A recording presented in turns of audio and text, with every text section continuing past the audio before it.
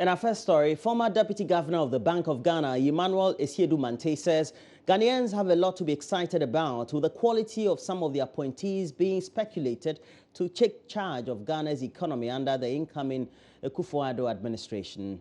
Mr. Esiedu Mante, who has been speaking with Joy News in an upcoming documentary, was particularly excited about the choice of Dr. Mahmoud Bawumia as the head of the economic management team.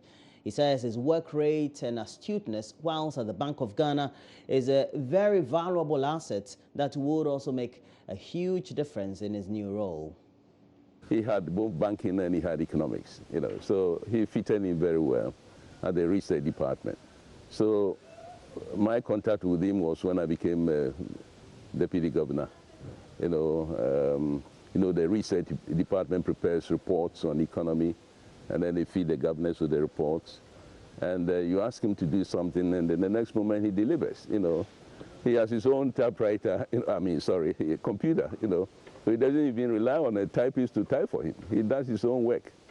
You give him work, and within moments he delivers. He should continue working the way he worked when he was deputy governor of Bank of Ghana.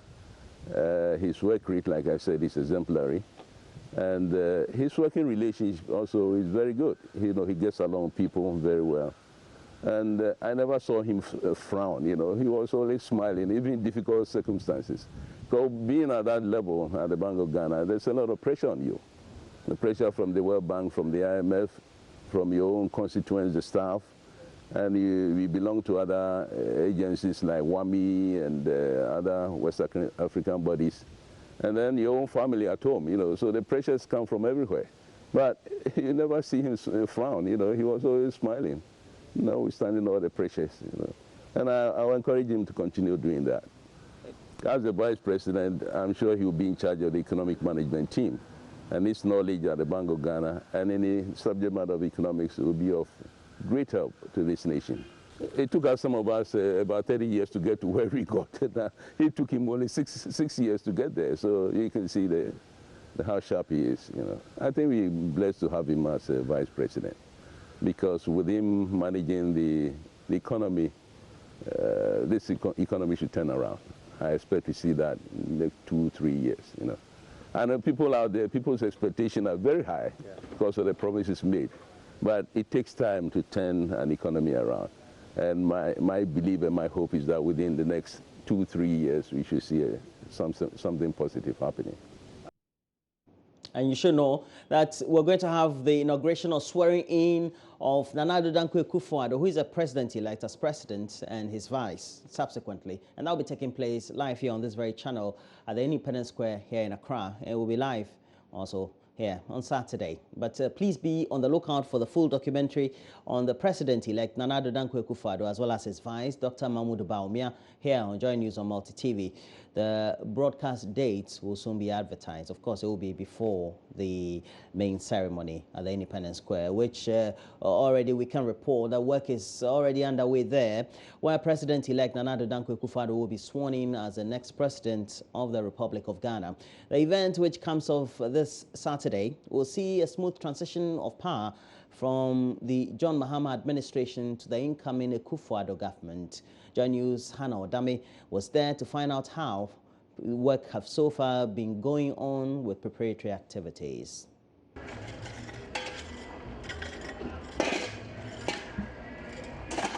Lots and lots of activities are ongoing here at the Independence Square to ensure that the swearing in of Nana Addo Dankwa Akufo-Addo as the President of the Republic of Ghana is hitch-free. The stages are being built. A lot of renovations are ongoing, as well as paintings, to ensure this place is sparkling. The star stand where Nana Addo Dankwa will be sworn in is also being constructed in a cordoned area.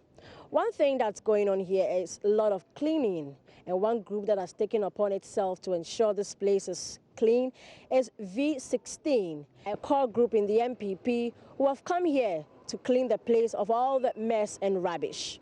Let's speak to their leader, Ibrahim. We're watching that, no, nothing is going on here, especially in terms of the refuse and even the seats where the people will sit on that day. Every place is dirty. And we are seeing Zoomlion working here all the time, but we are not seeing anything, because we have come here this morning to work, and what we have seen this morning, I think, is very bad. But you said you saw Zoomlion. Haven't they cleaned the place? Yes, I've been seeing Zoomlion all the time in this place, but I don't see the type of work they are doing here, because I can tell you the work we have done this morning, I don't believe something is going on here. Somebody is working here, and I don't think something will go on, will come on Saturday, will go on here. In terms of cleaning? In terms of cleaning, yeah, for me. We have 5 days more. Are you going to be cleaning every day? For now, we have come to clean today, and from tomorrow going, we will start monitoring if the Zoomlion will continue, because we have created awareness for them that here is dirty, and we are just leaving for them to continue. But we will monitor from tomorrow going up to the D-Day. I have also seen some members of Zoomlion lending their support to clean this place. Some members of state protocol are also here to ensure that everything they have put on paper is carried out thoroughly here at the Independence Square. In the next 5 days, this place will be buzzing with lots of activities as a new president is sworn in. Keep your dials here on Joy News, and we will bring you all the details. From the Independence Square, my name is Hannah Odami. And hope appears to be fading on the fate of a Kumasi journalist who went missing under mysterious circumstances during last month's general elections. Dasibre Ejay Dramina's friends and other associates are already reaching out to his family with various forms of support. Mahmoud Mohammed Nuruddin has a lot more.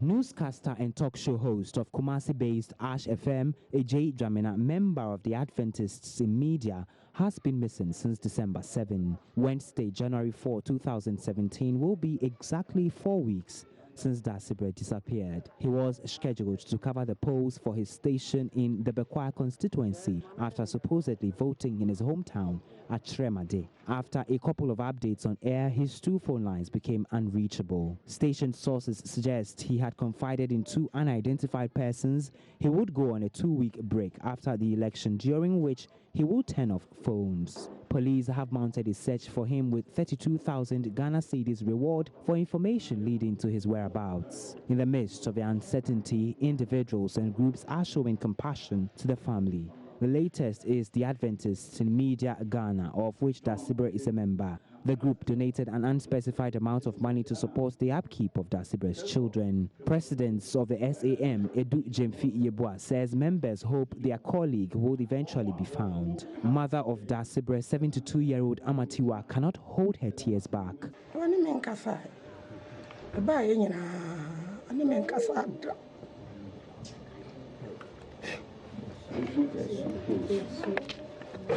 You see, dear, now we're going.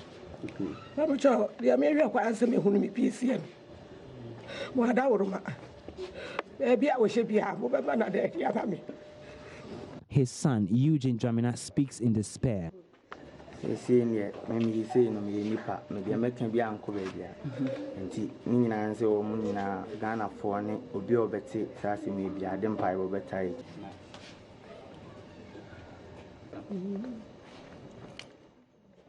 The Chinese community in the Shanti region, represented by the Wanshai Chamber of Commerce in Ghana, says it is committed to improving relations with Ghanaians.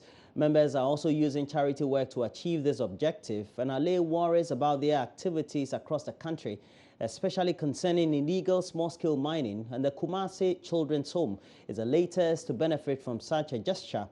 Mohammed Nuruddin's report again. The Wanshai Chamber of Commerce in Ghana is spearheading the initiative to improve relations between Chinese community and Ghanaians. An official, Monica Wei, was accompanied by liaison officer Ziga Selassie to present food and sanitary items to the home. She says the Chinese community has a responsibility to contribute its widow's mite to support needy children in Ghana. Monica Wei emphasized the gesture signifies strengthening Ghana-China relations at local and international level. It's our social responsibility, and we feel obligated to help and support the causes that matter most to our community where we live and work. The Kumasi Children's Home was built in 1965 and managed by Department of Social Welfare. Manager Mabel Boama expressed gratitude to the donors while calling for more of such support.